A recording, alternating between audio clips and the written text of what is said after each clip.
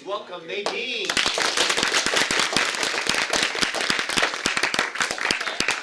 Hi, I'm Nadine Sheridan.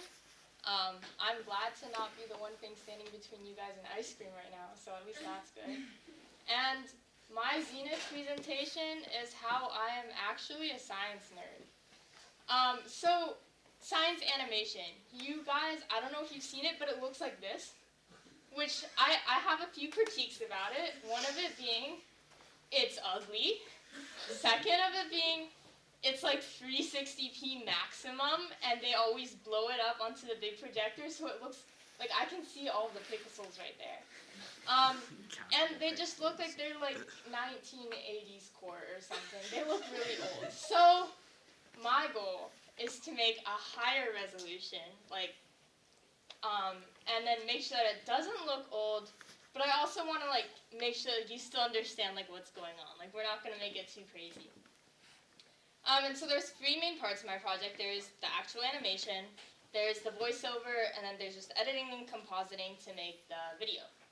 So let's start off with making the animation. So how does one make a science animation? And so, whoa, that's not right. I guess the video's, oh no, there it is. Okay, so I found this video where he just goes through a bunch of coding and math, and it's all in After Effects, making weird wavy stuff, and I was like, that's not really quite what I'm going for. And then I found this demo reel of this pharmaceutical company who takes commissions and stuff. But they didn't actually tell me how to make a science animation, because apparently no one wants to tell anyone about how to make a science animation. They kind of just want to gatekeep the courses to themselves. But then I found this student dude who has a blog, and he was doing exactly what I was looking for.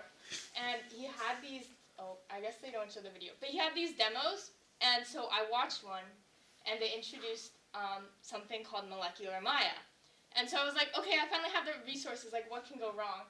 Well, it turns out a lot, actually, because first of all, Molecular Maya, it only works on Maya 2020. Luckily, we had those on the computer, so that was a big save. And it looks like this. And so one of the things that they used was this thing called the protein database. Now, I'm sure none of you guys know what the protein database is, because I don't know what the protein database is, and I'm president of Science Olympiad, so I feel like that's the one thing that I should know. But it looks like this, which is pretty intimidating. It was intimidating for me. And so then another problem is, I don't know what molecule I'm looking for. I knew I needed tropomyosin, troponin complex, actin, myosin, and that was it. So I searched up actin, and then it gave me all these types of actin, and I'm like, I don't know what to choose, man. So one of the other problems is that even when choosing actin, it's I don't know what the heck this actin is from. So we're going to play a game. These are all the organisms that they're from, and you can see they look very different.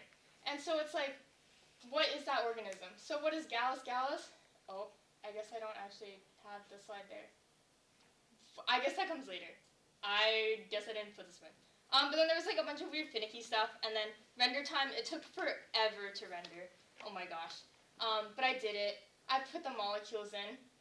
It looks like this. All you do is you just download the protein from the protein database, and you put it in, and it makes this thingy. And you can do different stuff with it. You can make it look like that. That's called the electron noise fuzz. There's this, which is a ball and stick. You guys probably know what that looks like from chemistry class. And there's this thing, which is what I needed. And so then what I did is I took the mask from it, and I started animating it. So I changed its colors because I didn't really like the colors that it came in originally. So I used Hypershade. I added bones, not these types of bones actually, these types of bones. So basically once I had the mask, all I could do is I just put the points that I wanted in, and I attached them and I boned it. Kind of like how I did in my explorations last year for 2D stuff, but now I'm doing it with 3D stuff. It's pretty simple. And then I animated. Not that, but I was gonna take pictures of my process, but then I didn't. But I did take a picture of my render. So here's it rendering. not very interesting, but then I started voicing over. And so I just went into the ISO booth. I took my reference video and I used the same lines. And I just went into the ISO booth, recorded stuff, came out.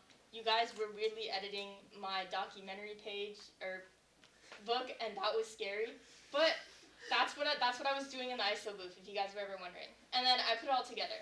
And so I green screen stuff, and I was going to show you that. But then when I went to open it in After Effects, it was like to open the project, it would take 19 minutes and 18 seconds. It actually went to a maximum of like 32 and then went back down. It kept on lying to me.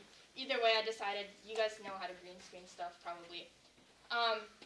And then what I did is I took the singular animation that I had and I put it in Z space, which Ash kind of described, and I duplicated it and put it in the background, and I like blurred it a little bit so that it's not just the one animation that I have going on. You can like kind of see it in the background just to make it look cooler and just to make the project look, you know, like more professional. And then I added the audio, and I did that just in Premiere Pro because it was just easier. And so this is my final product. If it shows. Just wait, it'll come up. Okay. It's a great project. Okay. Myosin head binds to actin. I start from the middle. When ADP and phosphate are released, the myosin head bends, pulling the actin. This is called the power stroke. Next, ATP binds to the myosin head, causing it to detach from actin. When ATP is broken down to ADP and phosphate, the myosin head extends. Myosin head Okay. binds. I'm just gonna skip that because that is what it looks like, and this is in biology class, so you guys don't need to learn what that actually is. It's called the power stroke. It's every time you move a muscle, that's what's going on inside of your muscles. So challenge 1 is, I don't know what molecule I use. I kind of brought this up beforehand, but now we're actually going to play the game of what is that organism. So we have Gallus gallus, which is, as we know, a rooster. We have Dialtystelium dissocium, I don't know what to say, but it's that thingy. I don't even know what this is. And then we have Amitophylloids, that's mushrooms. I didn't know what to choose of my molecules because, as I said, there was 4 different molecules that I needed. So these ended up what it ended up being. It's Musculus, which is, as you know, a mouse. Schizophilus fombi, which is some kind of weird bacteria thing. We have Saskatha, which is a hog. And then, of course, we gotta bring back Gallus gallus and Homo sapiens, which, as you remember, was the rooster, and Homo sapiens, well, I'm sure you know a few. This is what it ended up looking like. That is what my power stroke is based off of. So Narrative this creature? is the real power stroke of that creature. Is that a narrative creature? It's what I made in Photoshop. So if you guys were wondering where the birds were, well, Gallus gallus is a rooster, which is a bird. Second challenge is I have no idea how molecules connect. So if you've taken chemistry, which I imagine you guys all have, you know what? There's like a lot of different ways that they bond. Like, I mean, proteins, they have a sheet heme group. I mean, look at these bonds. That's like a glycosidic linkage, a disulfide bridge of hydrogen bonds. Like, I didn't know how these molecules bonded together because all I could see was their shape. So I mostly, instead of making like a delicate balanced act thingy like they normally are in your system, it kind of just looked like a deranged Mr. Potato Head if an actual scientist was actually looking at it. But, you know, you win some, you lose some in life. So if I were to do this again, I would probably choose a more interesting process. The power stroke, I chose it because I remember seeing that biology video and being like, that's ugly. So I just wanted to like show it to my biology teacher eventually, to show like, you should find some prettier videos to show me because that thing gave me nightmares. If I chose another process, I'd probably choose photosynthesis. It's my favorite process in the world, so maybe one day I will do that. Second, use more computers. As you could see, After Effects took a long time to load, and there was a point where I was rendering, but I was also adding the frames from the render that I had done previously into After Effects. and that's like a lot of images in After Effects, and After Effects was like, nah man, I swear my computer wanted to become sentient and drag me away from there because it was handling a lot, so my poor computer probably should have thought about him. And then also try to add more textures. As you could see my project, it was a higher quality, but I wouldn't really say that it was prettier than the old one. But like, if I could do this and make this really pretty, well, I mean, I'd want to do that. I just had some problems with Hypershade, where it wouldn't let me change some of the molecules to like certain textures. So it's like I couldn't change my molecule to become water, like have the water texture, if I wanted to. I mean, I didn't need to, but like if I wanted to, that was kind of mean of them.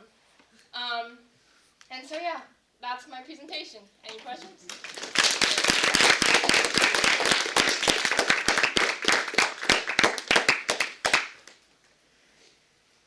Oh, Stella? Will you be giving this video to the bio teachers that they use instead of an ugly one that was, as you mentioned, 80s for? I will show it to him, and I will probably record his reaction. He wrote my letter of recommendation, so I need to go back and thank him anyways, and I was going to thank him with this video. Yes, Eva? Okay, what's your favorite process specifically for humans? Specifically for humans? Bro, I don't know if I really have it there. It actually probably is either the power stroke, or was it the neuron synapse? I don't know if Ash, you know what I'm talking, that thing with the neurons and stuff.